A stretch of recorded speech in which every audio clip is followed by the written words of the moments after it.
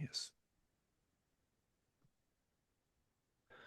Friends, enemies, and the indifferent. Welcome to another episode of the podcast Night of the Black Sun with myself, Rob Miller, and a very special and esteemed guest this evening. First of all, it's 9/11, or it's 11/9, as we say over here in the civilized part of the world. Um, and of course, we have to remember the bravery and the sacrifices made by the individuals that managed to surmount their fear and trepidation on that day and go to the top of the rooftops of New York and break out into spontaneous dance for some peculiar reason. Yeah, very, very nice.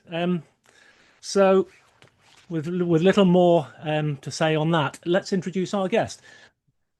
Frank Jacob is an international award-winning filmmaker, researcher, popular guest on many podcasts, including the Inspired Channel and the Arlington Institute, where he regularly speaks about his research findings on the frontiers of fringe science and unexplained mysteries.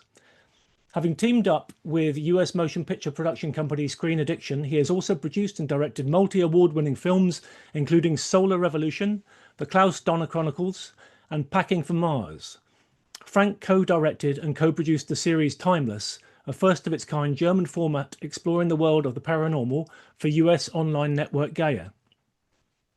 After a story he broke in 2022 about a breakaway faction of the controversial Project Looking Glass went viral, Frank founded the channel Cyberhive TV and proceeded to embark on a series of masterclass webinars, culminating in the popular multi-part explorations A Tale of Two Timelines, The Inner Looking Glass, Time Capsule for the Future Past, and the upcoming Ancient X-Files and the Plasma Matrix, each intellectual venture going a little deeper down the rabbit hole of consciousness archaeology. His most recent one, Time Capsule, traces primary source documents found at Nag Hammadi in 1945 to the very roots of Gnosticism. Here we learn about another creation myth superseding that found in the Bible, discover the first documented presence of ETs in the human saga, and find out how this interaction has impacted historical events leading all the way up to the origins of the Second World War, and even into modern times. As a lecturer, Frank's multimedia presentations take his audience deep into hidden history, timelines, transhumanism, artificial intelligence, secret technology, human evolution, and mythology. Frank, all the kind of stuff we're interested in here. You're very welcome to the podcast. Thanks so much for coming on, and we are very honored. Well, thanks, Rob. That sounded pretty cool with that English accent of yours. Thanks. Makes it sound even more important than it My is. reading skills are improving as I go too.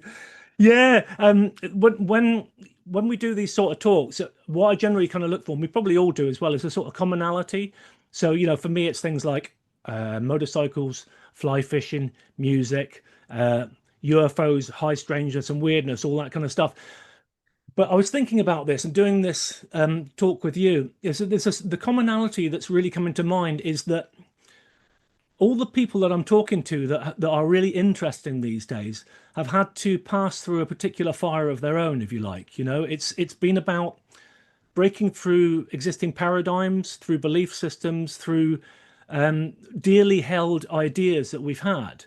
And it's at some crucial periods in our life, we had to examine those and sometimes dispense with them as well.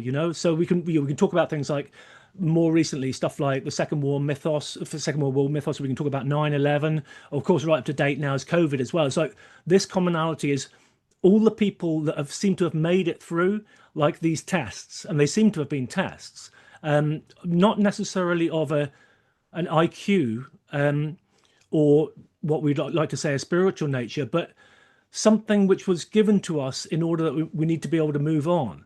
I was going to ask you, in your own life, Frank, what have there been those particular tests for you? What kind of paradigms have you had to shift through in your search? Well, there's been, I guess, several. I mean, I'd have to answer that way because, if I look back on what led me down the path that I'm in or on, it started when I was probably around, 11, 12 years old.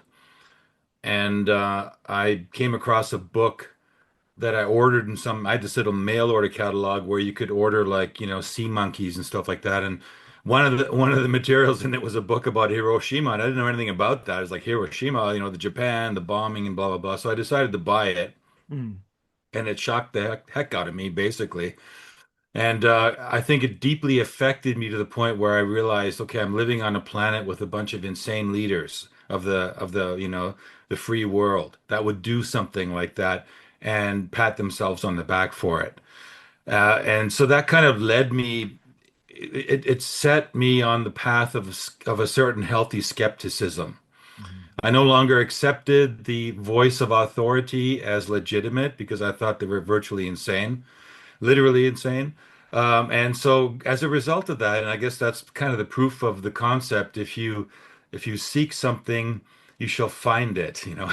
So Mm.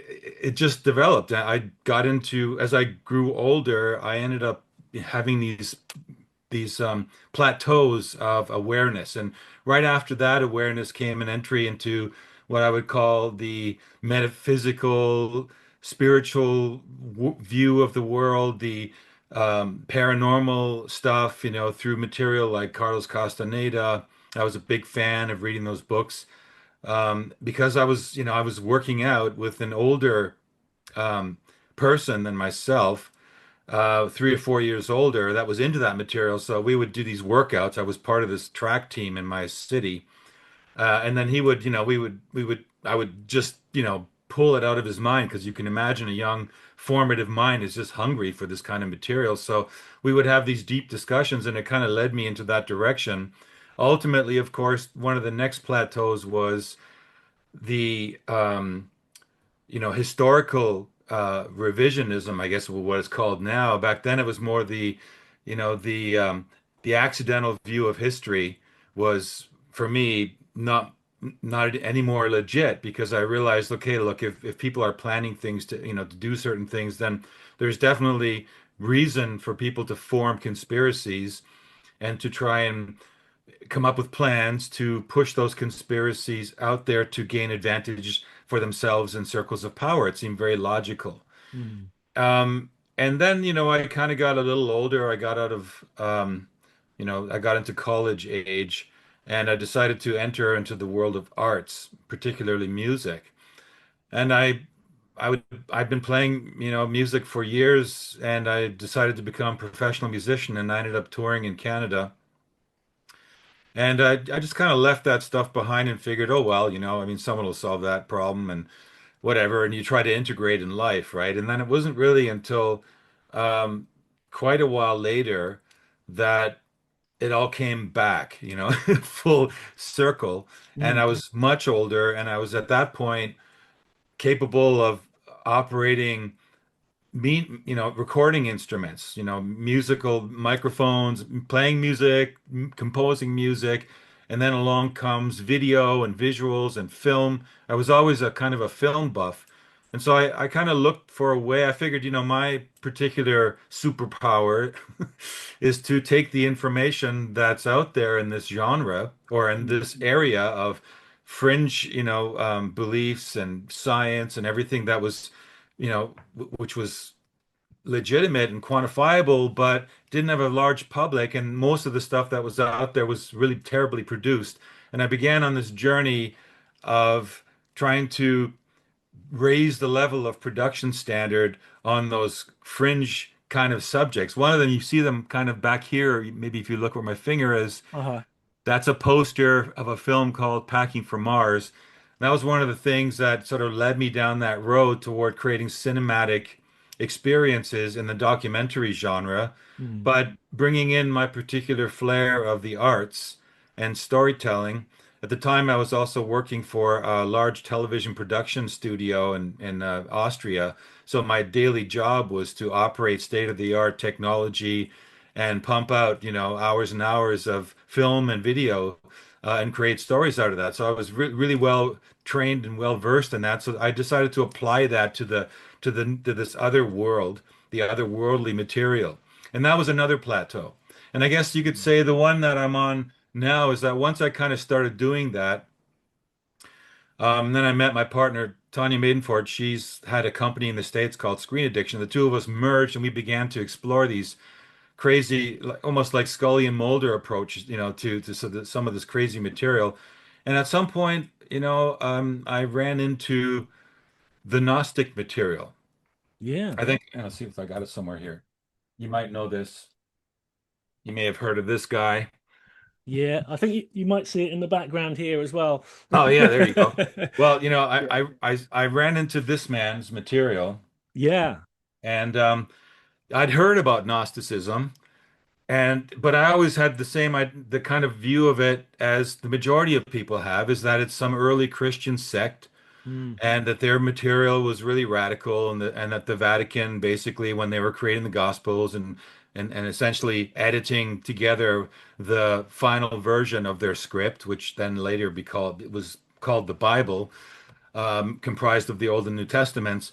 They just cut that stuff out. So then there were these traces of what they cut out that are floating around, and that's what generally most people think of Gnosticism. Yeah. But it wasn't actually until I ran into John Lash's material that I realized, well, that's actually not Gnosticism at all. That's just, a totally diluted and falsified version of the true Gnostic message, which emerged out of those interesting oldest books ever found in recorded history, the Nag Hammadi codices, Mm. or the oldest bound books, right, which came along 300 CE, I think it was. And the only other kind of source material that people tend to lean a lot on is the Sumerian clay tablets from, I think, 1850 or something BC, like even or 1650s, like way back 2,000 years Yeah. ago.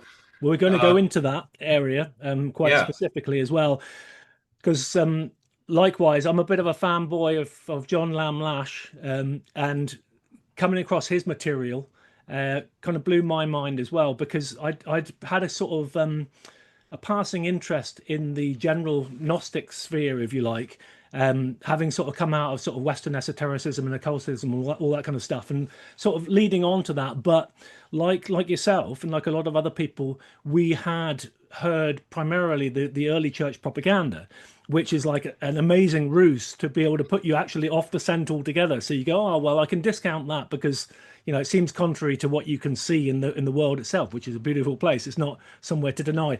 But to come back to this is like the first time that I came across you was seeing your work on Inspired Channel, and that was to do with the Looking Glass project stuff, which I right. found. I'm going to come back to that if we've got time later on, because I'd like to clarify your sort of view and your opinions on that. Because for me, I didn't go into that in any depth at all as such. It's just it was something that was in the background whilst the COVID thing seemed to be going on or petering out. And then more recently, I saw you on our mutual friend Dan's, or heard you on Dan's podcast at the Fergan. And I got to say to any of the people out there listening, plug into Dan at the Fergan. Brilliant guy, really measured, really careful about stuff, and a top blurk, as we say over here. Absolutely excellent. So yeah, so your most recent sort of emphasis and focus seems to have been around plasma, and what you call the ancient X files and the plasma matrix. And I was Yes. I was tentatively looking into that, so I'd have a little bit of background to be able to talk to you on this program with. So I got hold of that, yeah, A New Science of Heaven there, Robert Temple, and started reading through that. So I spent the last couple of nights just having a little bit of a scroot through, and what first of all was like a little book that's going, oh well, it's probably beyond me, I can't understand most of the information here, but I'll try and engage with it. And then I'm getting into this stuff about the Cordylewski clouds, and it's like, uh-oh, he kind of he makes some jumps there, which are quite astonishing. So I'd like you, if possible, could you kind of knit together the Sophianic mythos, the fallen goddess scenario with the plasma outlook as well, and bring these two together as being scientifically valid, particularly at this particular point in our time. So away to you, Frank. Okay, well, it's a good connection point because while I was researching and I was reading through Not in His Image, and I actually connected with John Lash, and had a series of discussions with him.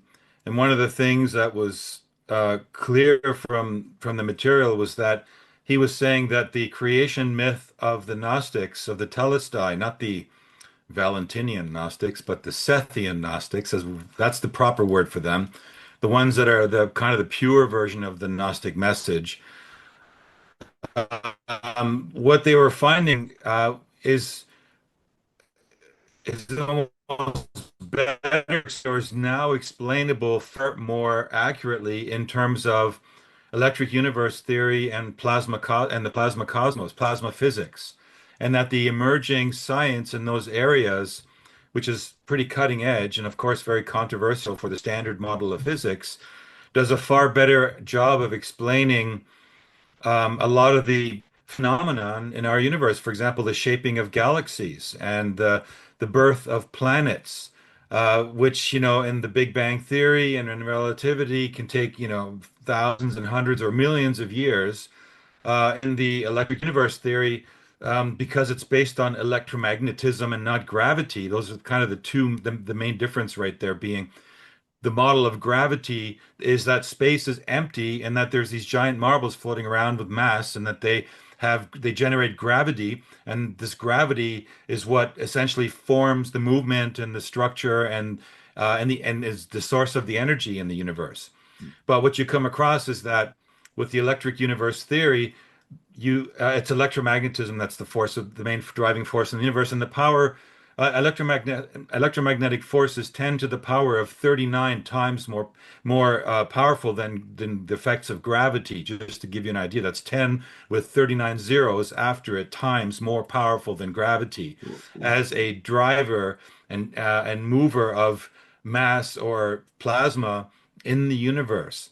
So what it comes down to is that the universe is electric, and the correlation being here that plasma is the carrier substrate for this electrical flow, for the electricity to flow between objects. Mhm. And we find out that the universe isn't empty space, but that actually now that we have very, very interesting electromagnetic radiation perceivable telescopes and X-ray telescopes and radio telescopes pointed out to space, we suddenly see that there's this web out there, this cosmic web. It isn't empty at all. There's actually these filaments that are connecting everything, and it ends up looking uh, pretty much like a macrocosmic version of the human brain, where you have neurons and dendrites and nodes in our brain that are connected, and we have electricity moving in our brain. So if you could extrapolate that outward into the size of a solar system and further out to the size of a galaxy, you find that the same fractality exists in the universe as well.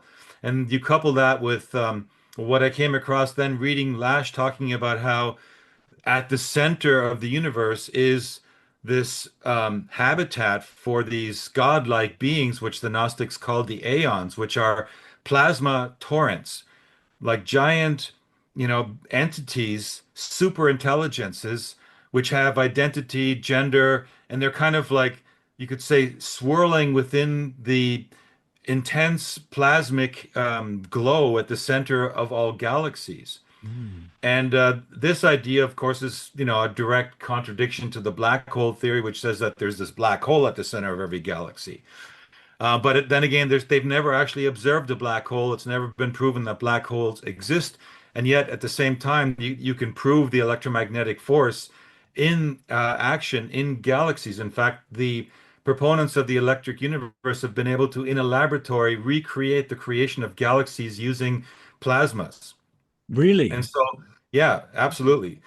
So that, when Lash was talking about that in his book, I'm like, whoa, okay, wait a minute. Because what always interested me is the tie-in of the esoteric with the scientific, like Mhm. true science, right? The experimental science, not the mathematics, theoretical physics science, but the actual experimentally validation, datable science. And so that's the argument that Lash was making. And when I decided to make my webinar time capsule for the future past, um, I ended up, adding that element of, as you showed already, this book of Robert Temple, because he was kind of like the prince of plasma, and having him explain this element of consciousness related to plasma was this missing link between what most people don't understand about the electric universe. So you have Lash talking about conscious entities living at the center of the galaxy in an area called the pleroma, which are called aeons. Mm. And Robert Temple discussing the idea of plasma experiments taking place in Russian laboratories, which proved that even in a small laboratory setting, a plasma that is generated, even artificially, soon develops behavior which is hardly explainable as anything other than a sort of strange kind of consciousness. There's an intelligence there that begins to form. In fact, the people, the main players that are working in that field were able to find that even if once they created and generated plasma fields and they maintained them for a certain time, they could pull the plug. And, unlike our computers or an AI, which then goes black, these plasma entities continue to exist and continue to form structure. And these structures indicate that there's a sort of a strange intelligence there that nobody's really ever been able to explain. Mm. But it would be explainable in terms of a conscious universe. And so the extrapolation that Temple makes is that if you can have a small laboratory experiment prove consciousness of plasma there, then and the whole universe is plasma, then it isn't much of a stretch to think that, well, if they have conscious plasma in a laboratory and the sun is plasma, except it's, millions of times larger than the Earth, that is a plasma entity. And Mm. when you begin to look at all of the bodies of plasma out there, not as just, dust and gases, which is the standard definition of plasma, but actually as consciousnesses that are connected via these nodes, just like our human brain has particular nodes that have particular functions, then the view of the universe and the galaxy begins to expand radically to embrace the idea of, hey, okay, well, if that means every galaxy at the center has a habitat of conscious plasmic torrent entities of super intelligence, then the idea that the Gnostics, which they brought in their shamanic intelligent ventures, they brought in this information and they literally downloaded this cosmology where it lay waiting for thousands of years until modern science again now has caught back up and said, well, wait a minute, what these guys were talking about them is now validated through science. Yeah, no, so we actually have a language we can understand now. Yeah. It's kind of like got the finally got a scientific stamp of approval. So it really it's really good for me as well to be able to see this because you want to be able to demonstrate and say that this is not just an airy fairy theory about God names and all that kind of stuff because Right. people can't grasp hold of that. But if you can say here's a contemporary language that you can understand that through, and you say what you're seeing in what you're talking about is this rediscovery of ancient knowledge and a transmission of the really highly significant knowledge, Gnosticism itself, which is showing the nature of the universe. Could we go back to the Cordylewski clouds as well? Because from Yes. what I can Yeah. gather, is that they're like two massive plasma clouds between ourselves and the moon, which themselves are something like 5 times the size of the Earth, and they appear to have sentient intelligence. But also this thing about because I'm getting slightly confused with it. Do they account for things like the Akashic records and stuff like that? Okay, well, now okay, let's break this down a little bit. The Cordylewski clouds are these two plasma dust clouds which have existed probably since the beginning of our solar system. Like, so literally, they've been around billions, possibly, of years. And they are in those Lagrange points. Lagrange points are points where the bodies in the solar system, there's gravitational cancellation. So in other words, if you were to float in a spacesuit, somewhere between the Earth and the moon, and you were closer to the Earth than you were to the moon, eventually the Earth's gravitational pull would send you back toward the Earth. Hmm. And if you were, and there's a certain threshold where if you cross that threshold, the moon would drag you toward it. And right at that threshold between those two is kind of a null gravity zone, a Lagrange point where nothing happens. Hmm. It's just a point of empty gravity, empty space. And that is where this plasma has been discovered. It was discovered by um, Kamierz Cordylewski, a Polish scientist in the 60s, through using his theory was that if they, that if this was out there, they would have to be been a place to have collected, plasma. So he looked and he came up with a method to observe them, and he, lo and behold, he discovered them. Mm. But nobody, believed it. They thought he was a nutcrack because literally plasma has multiple states. Plasma has several states. It has glowing state, which is what you see if you look out at those amazing shapes of the galaxies out there. That's glowing plasma. Then there's also blazing plasma, which is where it's like a star. It's literally, shooting plasma off. It's blazing, it's burning plasma. That's the blazing state of plasma. Mm. Then there's also the dark state of plasma, which is the invisible state of plasma. And then there's also dusty complex plasma, which is the only plasma that really counts, which is what you learn when you dig into the plasma cosmology. Literally, everyone says 99% of 0.9% of the universe, the visible universe, is plasma. But this is not really 100% correct. 99.99% of the universe is plasma. Mm. So even the part that you don't see is plasma, which of course accounts for the idea that physicists and the Standard Model have been groping to try and use to explain things they can't explain, dark matter and dark energy. Well, dark plasma explains all of that quite well. And so the Cordylewski clouds are dark plasma, and what happened is that he saw them using a polarizing telescope, I believe it was, and then it wasn't until, yeah, what, 40, 50 years later, like in the 2019, I believe, that some scientists decided to take up the baton and prove once and for all if he was, full of it, or if they really do exist. Mm. And lo and behold, they do. And they made modern, they used some more modern instrumentation to come up with their calculations. And what they are, they're actually 9 times the size of the Earth each. So in total, both clouds are 18 times the size of the Earth. If you can imagine, that is a humongous sized object, right? Two of them. And so if, and the idea of akasha, like you just mentioned, and the ether, right? These are things that you find out when you dig in. This is what I did in my webinars. I explored like the whole history of, well, the history of plasma cosmology, kind of where it came from, and why didn't we continue with plasma science? What happened? Why did we suddenly have relativity and gravity, and what happened to that, right? So we find out that there's a story behind that. I won't go so much into that story now. I think I would recommend, if people really are interested, you can save a lot of time in reading if you just dig into this. It's a 6-hour course, master class, as I call it, that covers all of this. But essentially, there's a story why plasma was canceled, or literally was canceled about 100 years ago. Okay. And the people that were exploring plasma, they were calling it the ether. Yeah. And in fact, they were also calling it the Akasha, right? And Mendeleev, a Russian scientist, actually created the first periodic table, which included this element X, he called it, this point before all of the other atoms and molecules that form the rest of the periodic table appear. They all have to exist in some kind of a medium, was his theory.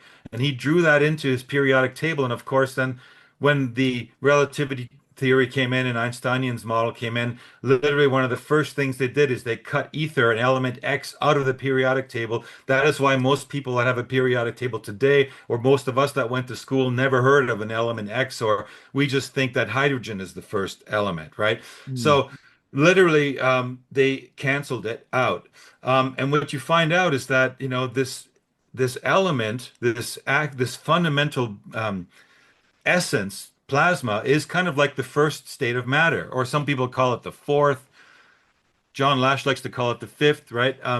It's basically you have, for example, water has several states, right? It has liquid state, a frozen state, and a gaseous state, right? Well, they call matter kind of the pre-state of ether, the pre-state of matter. So literally, protons, neutrons, electrons, unbonded, floating in a suspension until some force brings them together to form matter that we know that we can touch. Hmm.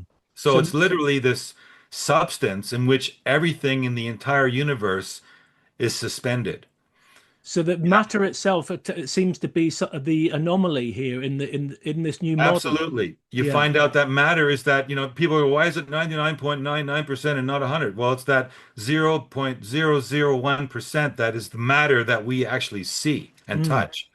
The atomic matter, as we call it, or the structured matter, the hard stuff, right? The congealed. So it's like you could say it's plasma as ice. Like what plasma is to matter is like water is to ice. Right. Okay. And it And forms the minority of what we see out there in the universe.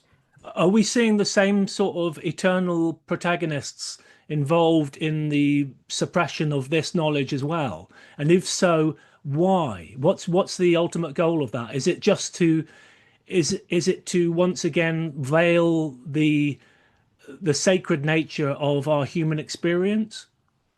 Well, I would say so because literally you find out that J.P. Morgan had his fingers in the process.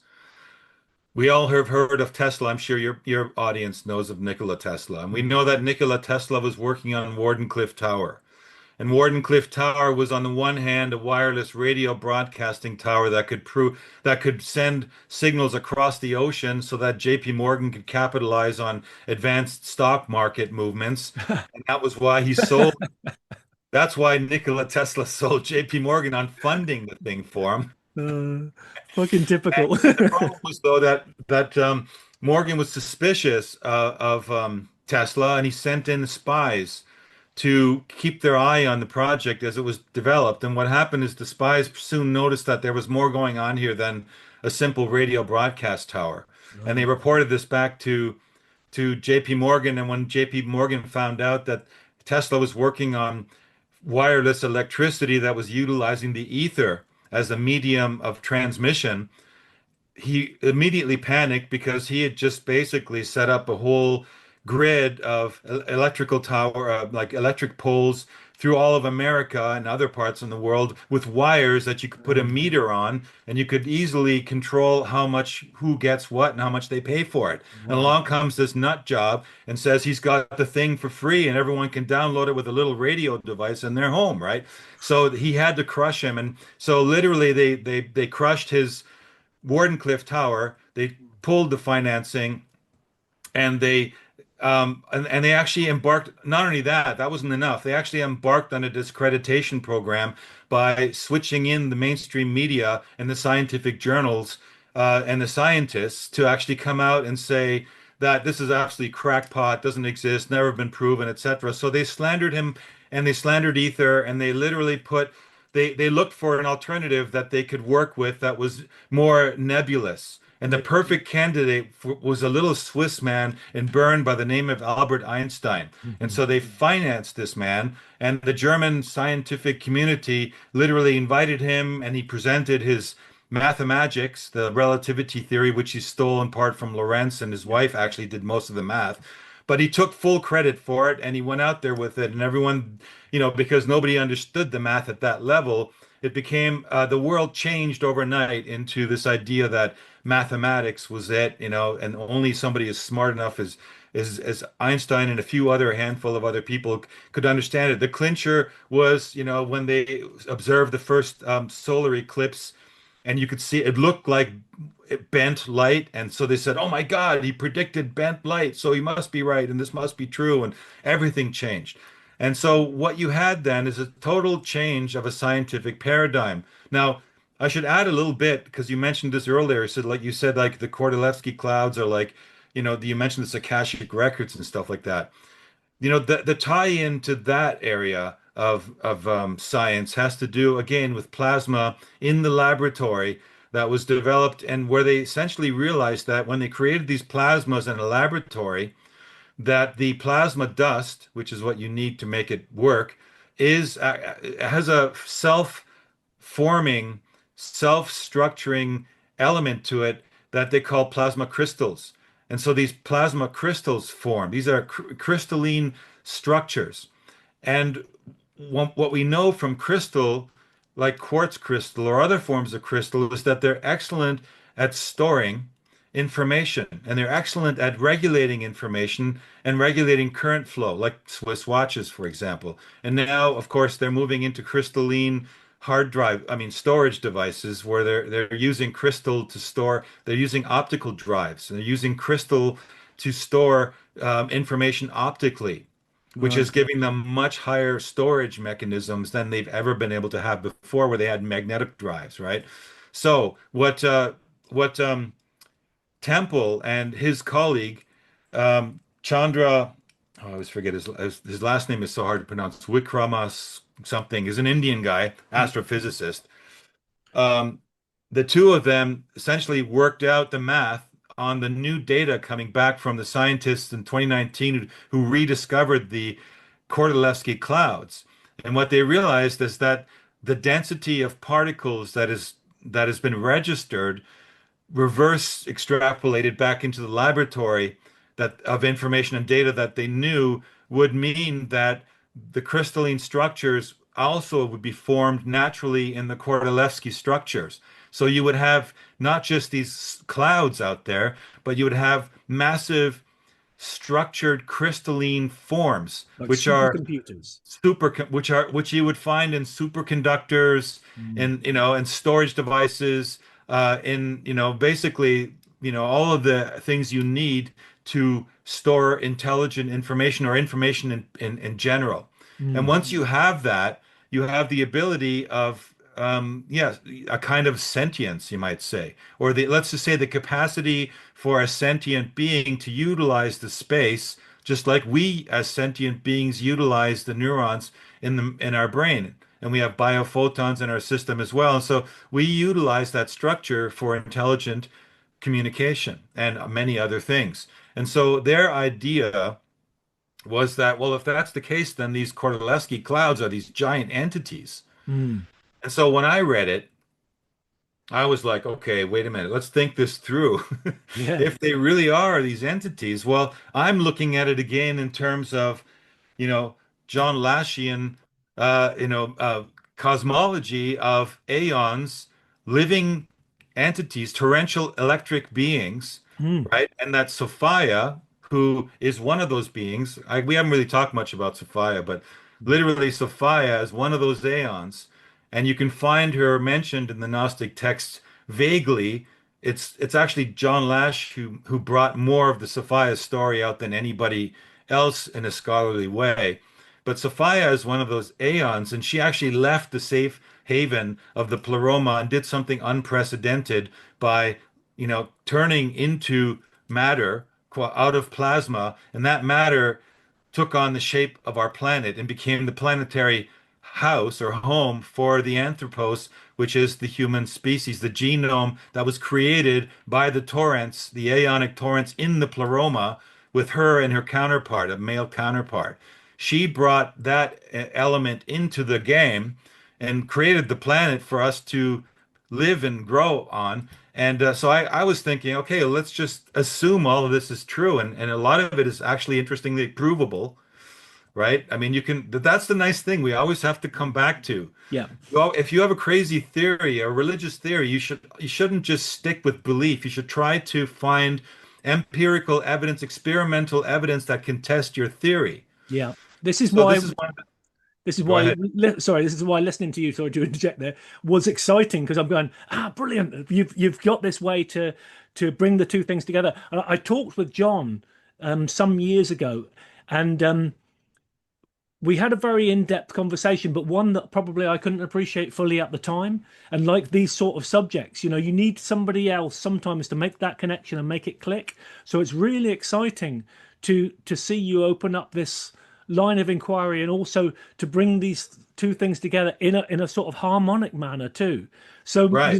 yeah, the understanding, as I say, of the Sophianic mythos, to take it out of the realms of just pure speculation and god names, as I was saying before, into this, yeah, a torrent of plasma is directed by intelligence Yes. into the galactic arms themselves and becomes a physical space, which is a very unusual thing to happen, along with, as you say, the anthropos, the human species, and all the potentials of that. So we're sat in here at the moment as this miraculous event that Yeah, happened in this little corner of the universe.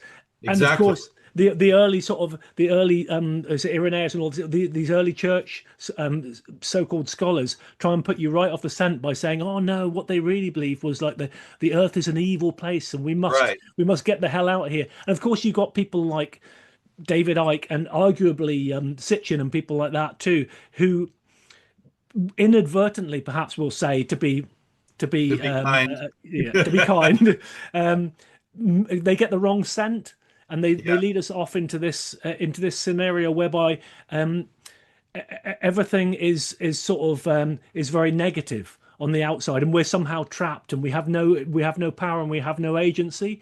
So it's the right. same thing as the church were doing, which is saying like you have no intrinsic importance as a human being in this field, when it seems exactly the opposite is true, particularly through the things that you're bringing together just now. So thanks for that, Frank, by the way. Thanks a Yeah, lot for the well, I'm happy inspiration, to man. oblige, I mean, and you're jumping into a lot of interesting areas there, just to round that story off, then after I gotten deeply into that, and we even recreated the nine episodic story of the fallen goddess scenario and time capsule for the future past, and also partially in the brand new Ancient X-Files and the Plasma Matrix webinars. So, what's interesting is that then I was like, okay, well, if this is true, then, we have bodies that are hard and dense, but we also have auras. They're measurable, they're photographable with the right instruments, right? So it seemed to me that it's totally plausible that if the Earth is a living body, and the embodiment of Sophia, this Aeon, well, then she would have elements of an auric presence or an etheric presence, just like humans have. And the Cordylewski clouds were the first thing I thought of. Was like, look, they must be a part of her body. They have to be connected in a way. So that's why I started working toward in the newest webinar. And I went to John with it. Did a lot of research. I read books and papers and talk to Robert Temple. He's also part in the webinar. But the last thing I did was go and meet with John Lash personally to kind of hash some of this stuff out with him because he's really hardcore and he can be pretty gnarly in terms of like proving something or being not just another. He mentions names. I won't mention them. They're well-known people out there in the metaphysical space that just automatically assume things or jump to conclusions or utilize people's ignorance on particular subjects to posit some pretty crazy hypotheses. And they get great glory for it, but it isn't really helping us. Hmm. So he said, "Do not do that." Yeah, yeah. So he sent me back home, and I began to figure out how I can piece this together to posit something which I believe is a really valid hypothesis, certainly worth exploring, and bringing in all the elements that I could find that would support the idea of, well, if this is true, then this must be true. Are there any signs of that? Oh, lo and behold, there actually are some signs of that. What are those signs? Let's go into that a little bit, right? And so this is kind of the way the journey was evolving and led. So, yeah, I mean, if you were, the crux of what you were just describing about being on the prison planet being the opposite of what I was just describing, if you were, there are these funny creatures that come up in the cosmology, and they're called Archons. And a full 20% of the Nag Hammadi writings are concerning the Archons. And it's funny because most of the scholars, the biblical scholars and the Christian and Jewish scholars that go into that material, conveniently ignore that element. They just it doesn't fit, because it doesn't fit with what they're looking for elements that are litmus tests to the Old Testament. They want to find a document which is exactly or verbatim close as possible to something which they've found in the Bible that can then prove the validity of the Bible, Hmm. right? So there's plenty of that kind of stuff in the Nag Hammadi, but it's more like if you think of it like a block of Legos, and you discover this block of Legos, and some of the Legos are they fit with the Old Testament, like, oh yeah, that fits, right? And then there's these other parts that are like completely the opposite or alien about it. Like they're not only, they're not the same, but they're actually direct contradictions to that narrative. So what did they do? Well, they just kind of shoved them aside. Yeah. And what I love about John is that he decided, no, no, let's just that this is the interesting part, right? So he pulled them back out and he went into that material to find the non-denominational, non-Abrahamic, slant to the data, which was embedded in the Nag Hammadi. And so that's where you hear about these archons. So, and these archons are like the enemy of man.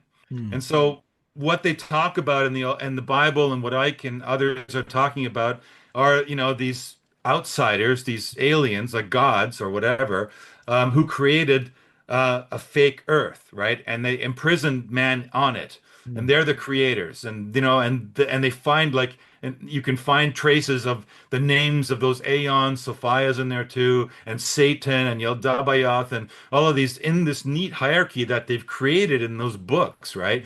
But the bottom line is none of that really has any conformity to the raw data. They just pieced it together that way so that they could conform it to their version of the cosmos and how it was created. And as a result of that, you have an external God, Yahweh, who created us, and we are imprisoned kind of in this prison planet. And the idea is we have this spark of God, the spark of divinity, which they call it, a Talmudic term, by the Or way, not a vessels. Gnostic Yeah. one. And that spark is supposed to lead us to wake up and get away from here. Mm. Yeah. Yeah. Wherever Exactly. they never explain where, but they just say you get away to the other Yeah. dimensions they've never been able to prove exist. Or they only can prove them on mathematics, like using paper and pen. Yeah, that's absolutely fascinating, and we are getting into the meat of the story, aren't we? Really, with the Archons, because that tends to be something which people can get fascinated by. And I think in the case of David Icke, he's kind of like bitten into something and run with it Yeah, before realizing the inversion that went on with that. Because the what I think comes across through, as you rightly say, Lashian gnosis is that they don't have any particular power. Whereas these people ascribe this great sort of universal force to them, akin to sort of the archetypal satanic kind of force itself. Whereas the archontic forces, because they're not organic, they can't exercise any particular force onto humanity itself. It's mainly through influence and through the medium of deception. And deception seems to be the name of the game all the way around with this.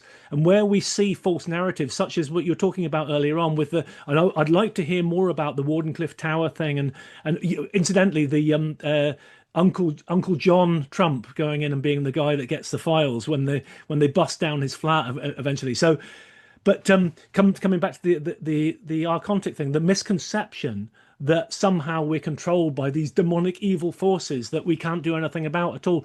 It's really up to you whether you accept this influence on your life, or you push that to one side and disregard it. And coming back to the initial conversation we were having about commonality and about people that are given tests, it seems that the archons and the archontic energy is really about testing. And I believe that there's even one part of the Nag Hammadi which suggests that Sophia herself agreed to this, and said it's okay. Yeah, your job is basically to test these people, and if they're any good, they'll get through it. So as I say, we see this most recently in things like the whole COVID scam. It's like, how many people did we see fall out of that simple test? It's like, what makes sense here and what doesn't, and how many people are prepared to compromise facts and data that absolutely ring all the alarm bells and say, "Oh no, I'm going along with this. It's absolutely fine." It was a crazy time. But sorry, please go dive in with the Archon stuff, because well, it's a good analogy the way you just kind of put it with COVID, that people just sort of, surrendered to it. Nolla contende, it's bigger than me. I'm not able to deal, or I'm too powerful, and I don't understand my body anyway. So if these doctors tell me I need to inject these substances, I guess it's true, right? Mm. This kind of a form of unconsciousness became very, very prevalent during that whole lockdown era in those 4 years. I think it's a good way to look at the archons as testers. And yes, I think the reason that the way I understood it with Sophia and the Archons is, well, the Archons were created as an anomalous species during the chaotic process of her falling out of the pleroma, which was an act of love and care for her species.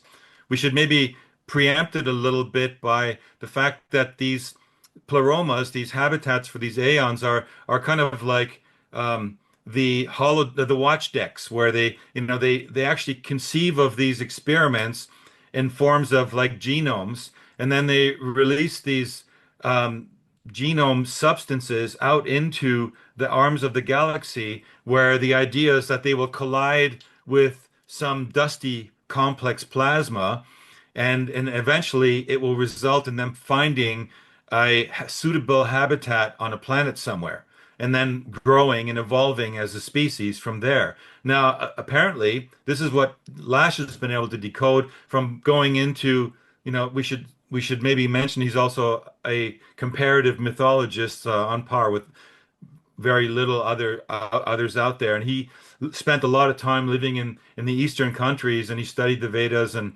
some of these Hindu texts, and he was able to find correlations to missing links in the story, the creation story, because let's face it, 52 codices on a few books of the Nag Hammadi is by far nowhere near the body of material that these masters and mystics had accumulated thousands of years ago. So he went to find some of these missing pieces, and he literally kind of figured out that there were 9 versions of humanity before that failed. And so while Sophia and Thelety were watching the experiments from the Pleroma, it was disappointing, because they would kind of evolve and reach a certain level, and then they would implode and self-destruct. And so by the 10th time, it was because Sophia was like, man, I've got to make this work, right? What was wrong? Just like any human, any creator would, any Mm. creator of anything would, you have to realize these gods we've been given, the qualities that they themselves have. So the way we think and the way we reason and the way we create is not highly unlike different than they would, except they have, of course, greater resources, greater time spans from which to draw, a pool of information which is far more in depth than we are, individually. But we have the similar kind of process of being able to create and imagine and use our imagination and our creativity to devise things. So she was doing that, trying to figure out, look, how can I make this work? And in the process of doing that, she literally plummeted out of the zone and crashed into the third arm of the galactic arms of the Milky Way, which is an area that's described in physics or in science as M42, which is also called Orion, the planet, like a planetary incubator in a Mm. way. And when she did that, and this is where electric universe theory is very interesting again, because there are examples of these giant they call them Berkelland filaments. That's the technical word for them. These filaments that connect all these things are these plasma filaments. They call them Berkelland filaments. So the aeons are kind of like Berkelland filaments, and Sophia became a rogue Berkelland filament that kind of spasmed out into the third arm and crashed into, literally, you could say, splattered into this dusty complex plasma.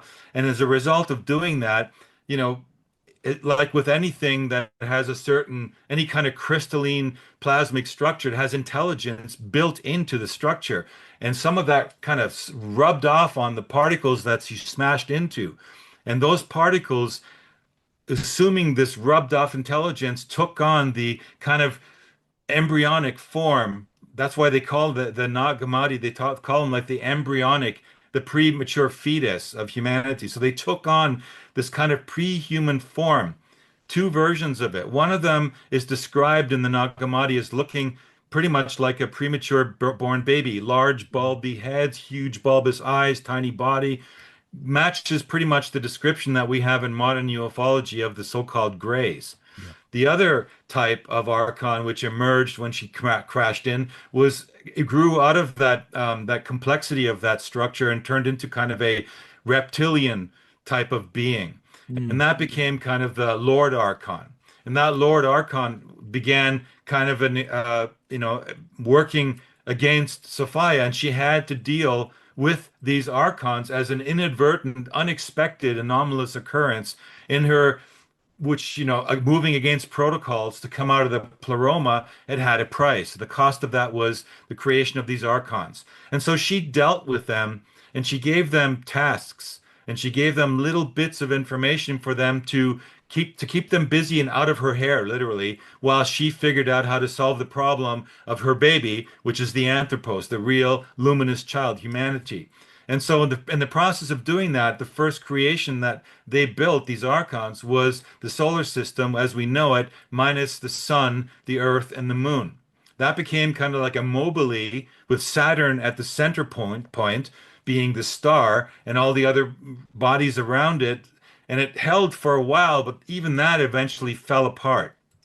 It's So all is that this where we get story. Saturnian worship from in the Babylonian traditions? Exactly. I would say that, mythologically speaking, the fact that Saturn was at the center and Saturn is the headquarters of the Archons, Mm. that thought pattern has been impregnated into the ether. And once it's in the field, so to speak, and field consciousness is something I delve into quite deeply in the new webinar, is kind of where this information is stored. So whether humans were on Earth seeing Saturn or whether Saturn, it tells the story of Saturn as the Archontic headquarter, which is more likely the case.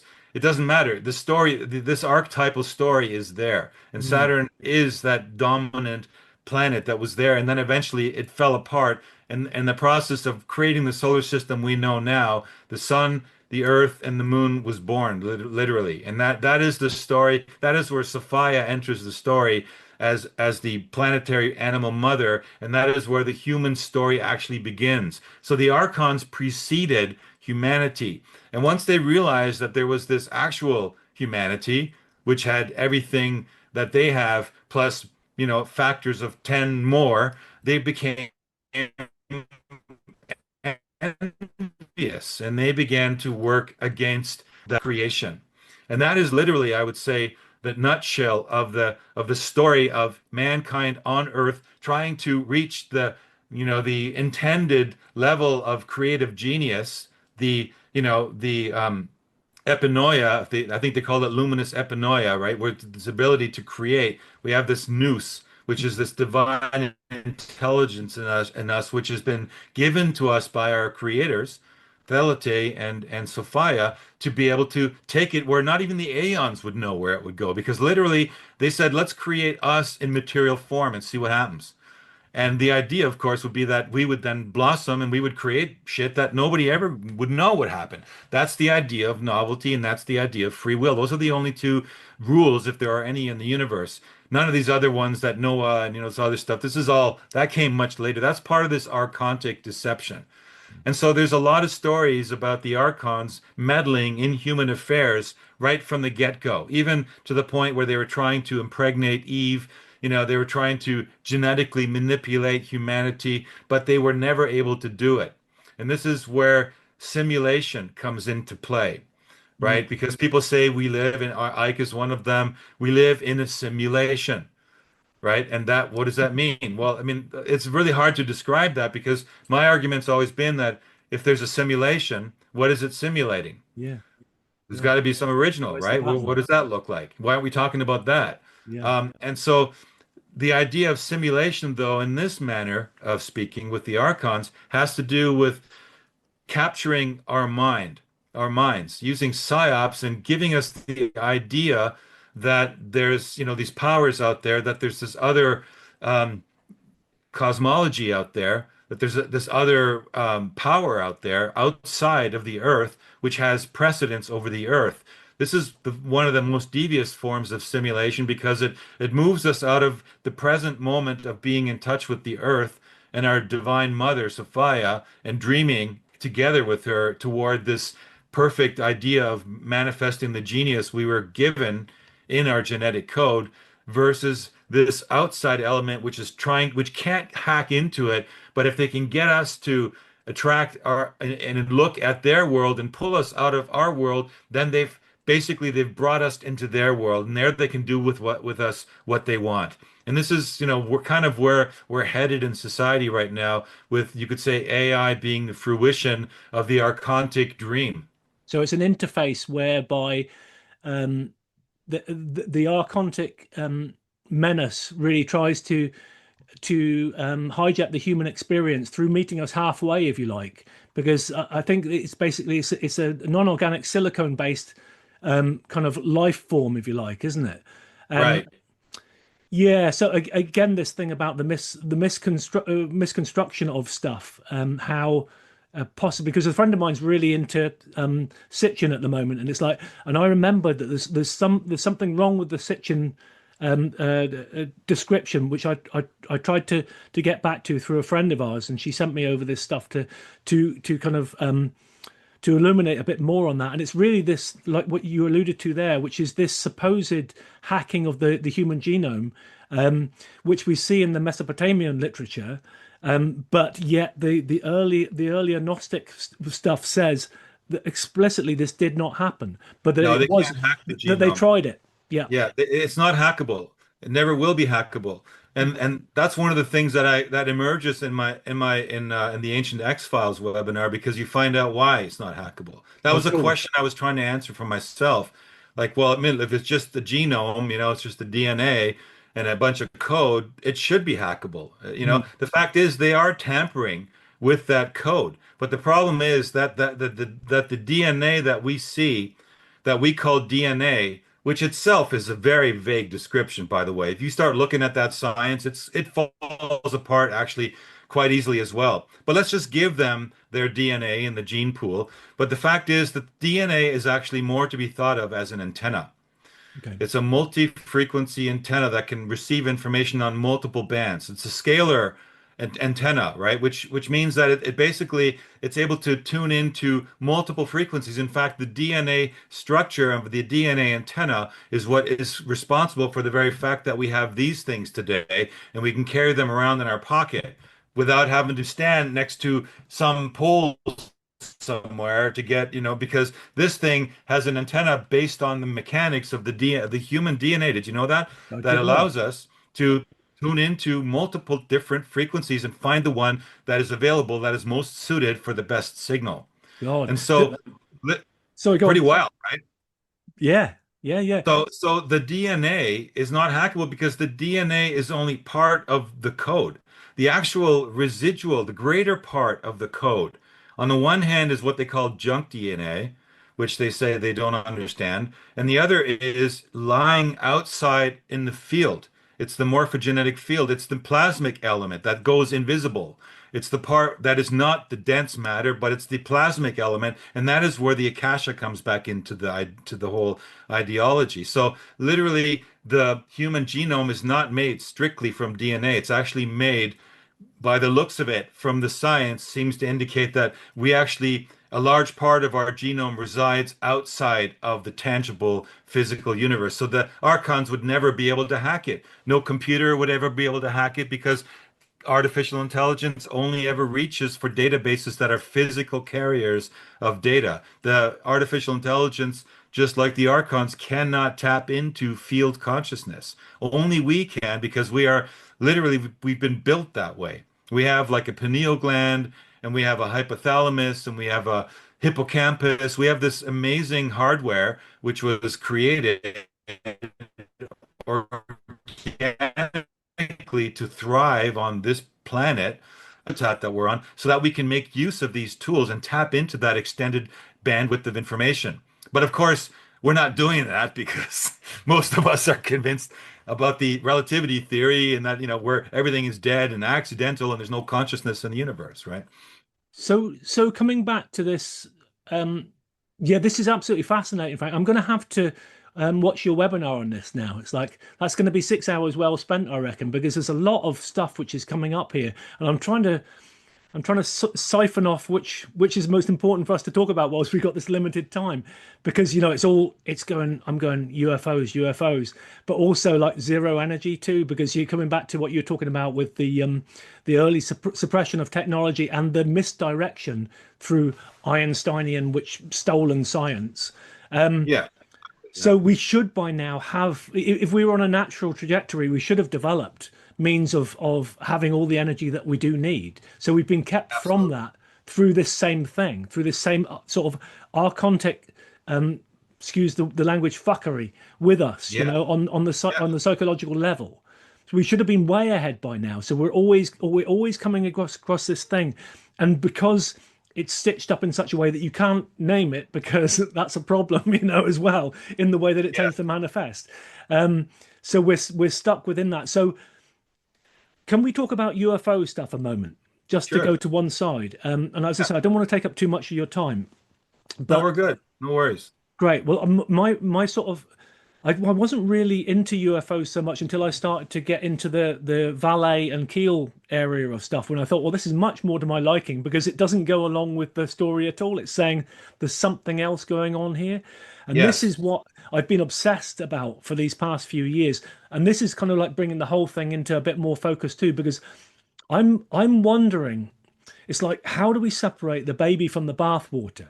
Because we're seeing so much phenomena, and we can say, as you're positing here, and absolutely, this there's plasma is basically manifestation of this particular energy. So we're seeing orbs, we're seeing lights in the sky, we're seeing balls of conscious energy, which is circling aircraft or whatever, all this kind of stuff.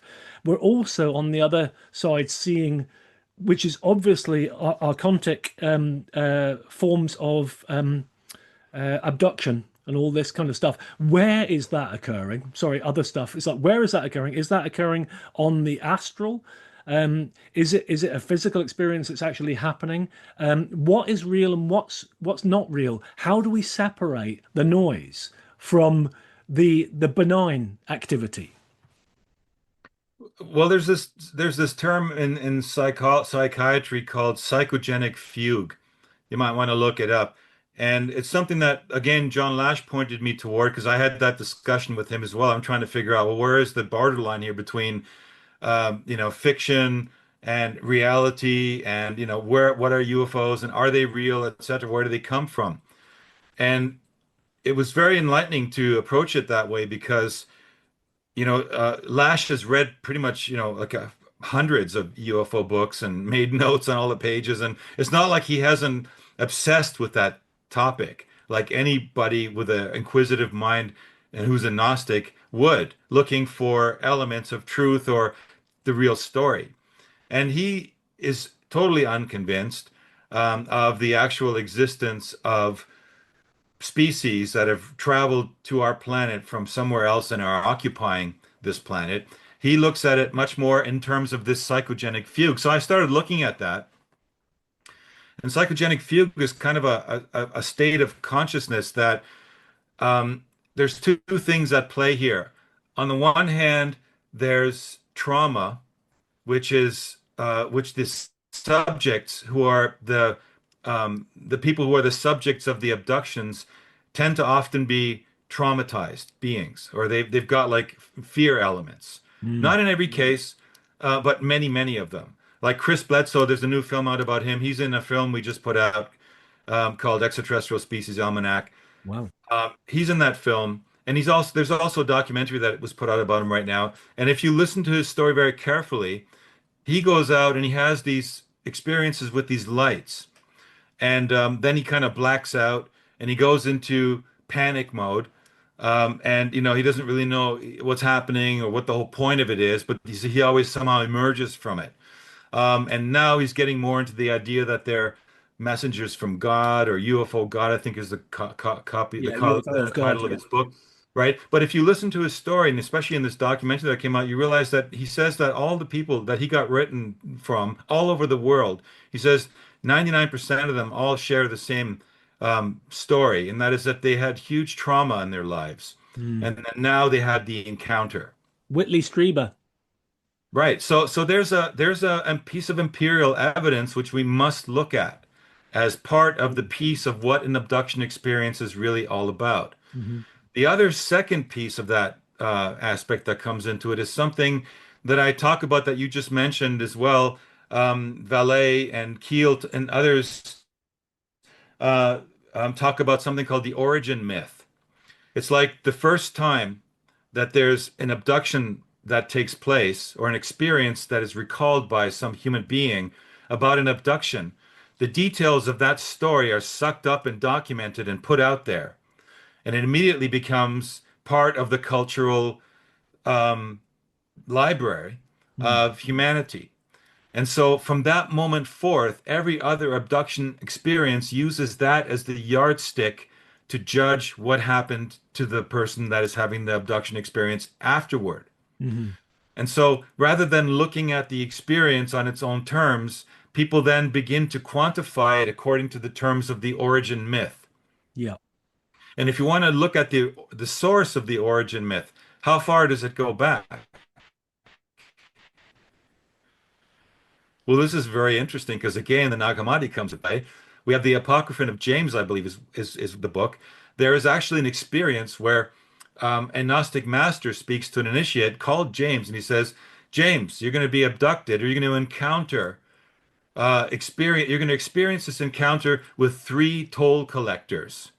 And those are the Archons. And Hmm. they're going to try to steal your soul. And they're going to tell you this. And if you encounter them, here's the instruction sheet for how to ask them and counter their questions. Literally instructions Yep. in a book that surfaced 300 CE, which probably is information that originated many hundreds or even a thousand or thousands of years earlier, which proves that the origin myth of the encounter with the Archons predates our modern era, Whitley Strieber, by thousands of years. Yes. So it's already in the field. Okay, so along comes then Whitley Strieber and all these other people that are experiencing this. Now, the third element is the one that's very interesting, and this is where UFOs come into the equation. Like, what is it then that these people are encountering? And so this is where plasma resurfaces. This is where the idea that plasma orbs on our planet are actually part of the ecosystem Hmm. comes into play, which is something I explored and I hypothesized quite effectively in terms of, okay, let's break this down. If these orbs and all of these orbs, without question, are powerful electromagnetic balls of energy, and they range in size from tiny little orbs, which you see people photograph sometimes in pictures. They see these little orbs, all the way up to sizes, a half a mile in diameter, which are floating in outer space, just below the plasmasphere. Between the plasmasphere and the ionosphere is a massive aquarium of plasmic life forms whose shape, behavior, and density and appearance match by all standards everything that we have defined as UFOs in the modern ufology mythology.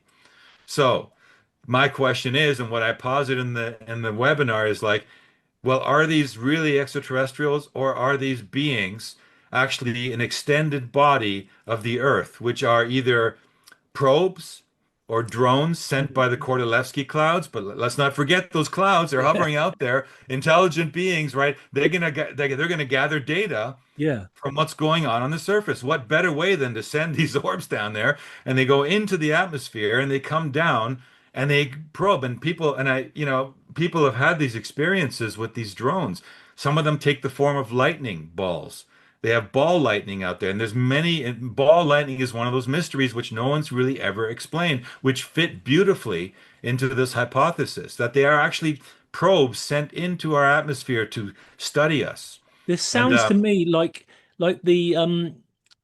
the Greek mythical cycle as well. You know, this idea about Olympus and the gods coming down and interceding in human yes, affairs. absolutely. In fact, I lay out a historical timetable in the webinar going back to some of the earliest sightings ever that were documented right up to our time, and I draw direct parallels between the past and the current. And it shows us that these beings, entities, probes, drones, whatever we want to call them, we don't really know what they are. We'd like to know. And I Mm. bet the US government and other governments know a lot more about Yeah. what they are than they're telling us. See, this opens the door to the real secret space program that's going on, not the fake one that's Yeah. out there that's, with all the ex-Nazis that have, were super soldiers and now suddenly woke up and recovered their memories and, Mm. they were on other planets with the evil Nazis. I mean, this whole story that came about starting in the 80s, right, was like for me now, having studied German revisionist history and gone deep into German records in the German language, having Yeah. learned German, read it, write it, etc., and have an archive and a network of Germans who even lived during those times, I've come to realize that that narrative is absolutely fairy tale, Disneyland. Is that the And Joseph P. Farrell stuff then? yeah, it's total Yeah. Disneyland. And those people to me are now clearly, whether they're conscious of it or not, they've either been led by the nose in a direction oh, look over there, right? Yeah. And then the Nazis, right? Of course, right? So they everyone, it's like the Nazis are easy prey because they're Yeah. the most evil people that have ever lived on the planet, you know. Yeah. So they're evil, they're perfect. They're perfect for that role. And that's the role that in the modern UFO era that has dominated the whole story because it Really always good comes point. back down to those evil Nazis, right? So, Yeah. and the UFOs that they and the pact that they made with the evil ones, and the reptilians, and they're Yeah. on the base in Antarctica, et cetera, right? Just goes on into multiple dimensions. Mm. Interestingly, I started to look back at when these things started to emerge, and there was nothing about that narrative before 1984. It's like all of a sudden, authors began talking about this breakaway group of Germans, and they made up this whole story, and they were eagerly embraced by many ex-war people that went through the war that wanted to make a fast buck, so they complied and they gave them all these stories, and these stories have now become part of the cultural folklore, but I assure you it's fiction, Okay. based on all the evidence that one can find. And so that's running out there. That's running a large part of the UFO mythology that's going on out there. And so the other element of it that comes into play, now that I've talked to some of the natural phenomenon that we don't really necessarily understand completely, but are definitely tied to plasma and in a certain form of intelligence, is the idea that there is a faction of a breakaway group of humans that have actually explored plasma. It didn't disappear 100 years ago. It went underground. Yes. And that underground study of plasma is extremely secret, highly guarded, and people have had, lost their lives, had bad experiences that are trying to bring that information out. This is Now, exactly Robert where I was going to lead. Temple, This is exactly where this question was going to come into, which this idea about the breakaway civilization, yeah, because everything points toward that. It's not. It's like the masses and masses of trillions of dollars that have gone missing in black budgets and all that over the years, and the fact that America is now so financially decrepit that they're just about to annihilate the dollar, and the whole financial system will change. And like, there's never enough for these people, and you can right, see that it makes a great deal of sense to them because they're so much superior to the rest of us that they're genetically they must survive. So you've got this things like the Epstein story of him having a little baby farm where he's trying to pump these women full of his right. I know. Yeah, revolting progeny. But yeah, yeah, yeah. so there's kind of like a galactic hubris that people have that they're the most important focal point of this experiment in the anthropos. It's like, no, mate, it's Right. all of us, you know? Right. We Well, should see, have this all is the moved on together. Archontic overlay. This is the simulation, the Archontic simulation. This is the having lured certain proxies of theirs, into their simulated ideas, and have those people believe it. They're working toward realizing this Archontic dream, Mhm. which is, of course, a false dream because it's not embodied. They're not embodied in the earth. Only we are embodied, so only we are able to manifest the embodiment of the anthropic dream. So, what's interesting is that these proxies are they've gotten together, and it's like, what better way, to keep us from realizing our full potential than to develop this second track of humanity into the world of technology using tactics and tricks of simulation, mind control, and actually developing technology outside of, keeping that technology from us as well. So, these things are absolutely, I'm convinced, are happening because you can see, I show some footage of some of this plasma technology, which has been leaked out in terms of certain events that took place on the Earth, where you can see that plasma technology in action. And so the other element of the UFO scene is that element of secret government projects, which are run, which maybe, let's say, make up 5 to 10% of the phenomenon that we witness in the sky, the more physical element of it. There are people that have come forward recently that are describing memories they've had or experiences where they've moved physical orb-like objects in helicopters and into different areas, that are part of this secret program. I believe these secret programs are real, and people like maybe Chris Bledsoe and others, the abductees and stuff, they're closely monitored, incidentally and coincidentally, by members or ex-members of the CIA, if there is such a thing.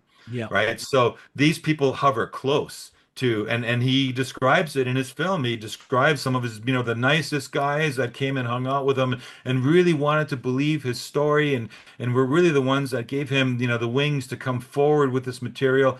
And you realize that, okay, they have a vested interest in maintaining the cover story of the abduction scenario and propagating it out into the world with various authors who are more than happy to be paid on the payroll of these breakaway factions to keep the myth going. So you have the mythology of the UFO scene out there polluting the genuine researchers who are trying to get to the bottom of it. And I believe that the plasma element of it is probably the key here.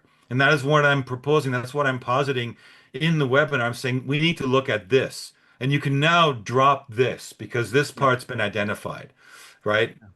So that, yeah, it's occurring to me that the glamour is the deception with where it Yes. comes to the whole UFO thing. It's like we're being directed, and the UFO phenomenon itself has always been about look at me, look at me. It's always demanded attention. It's as though that this is a very desperate attempt to be able to take the human focus off the important stuff, which is actually here and now, and doing the stuff that we're supposed to be doing, and saying, Yes. look, it's like every single generation has had its dabbling with this kind of phenomena.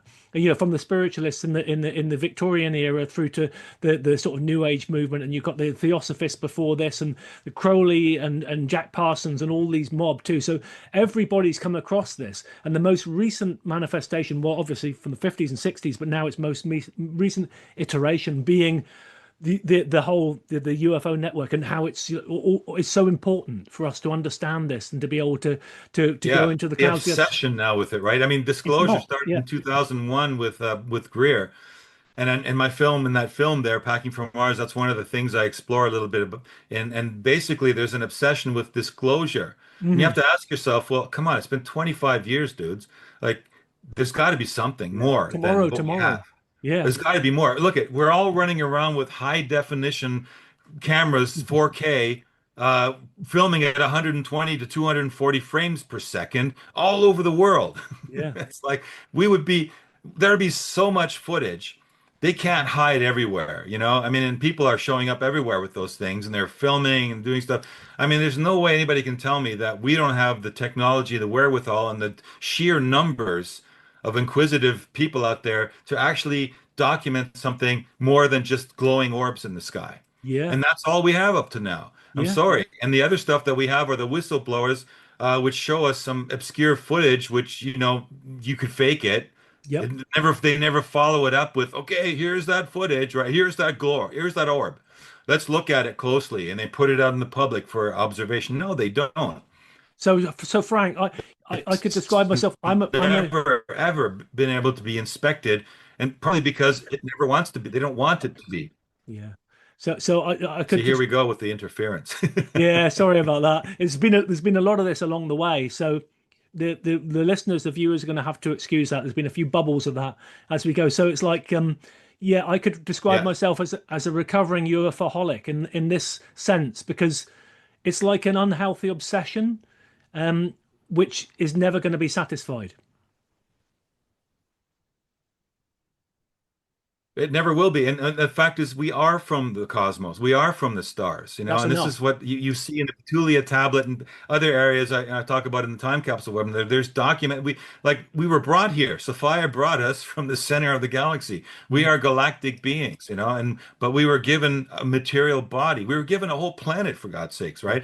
We have a whole planet, man.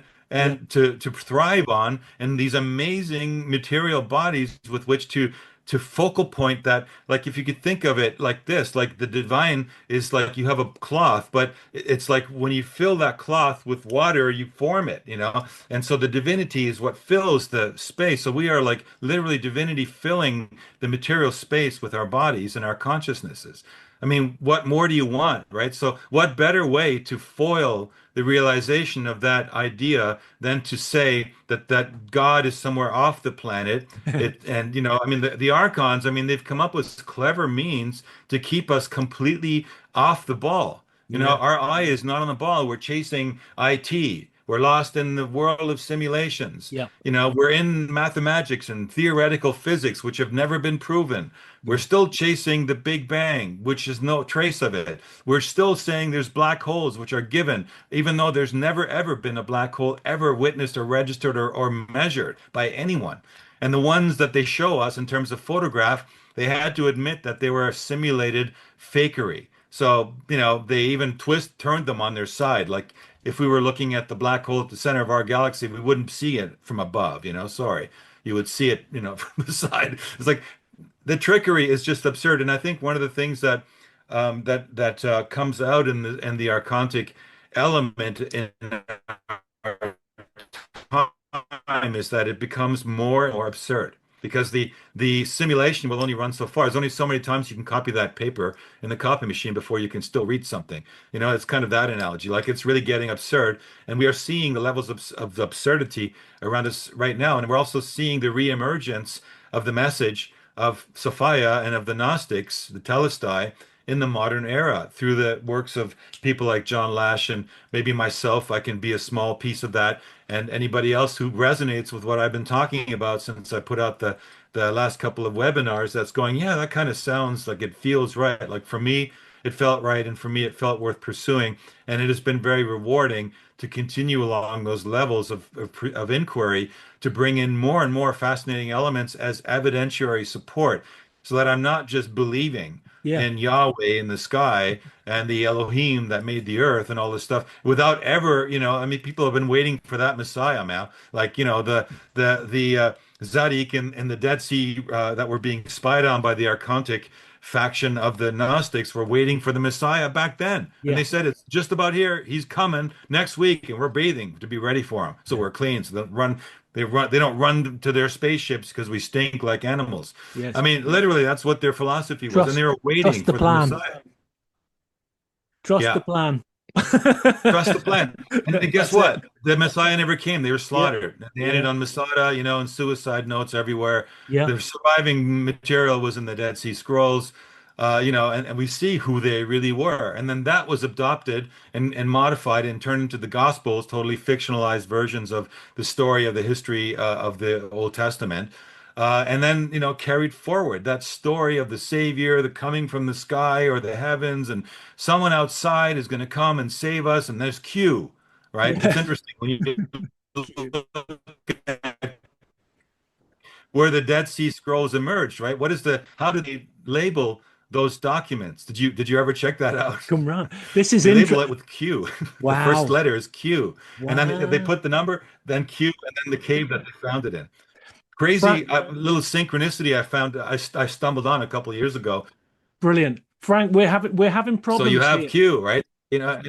We're having problems here with the audio and everything, Yeah, which is going down at the with moment. the audio, etc. Well, it doesn't surprise me. But what I'm going to say is that I'd like to wrap up now because I don't want to take any more of your time. Also, we're going into some really important spaces.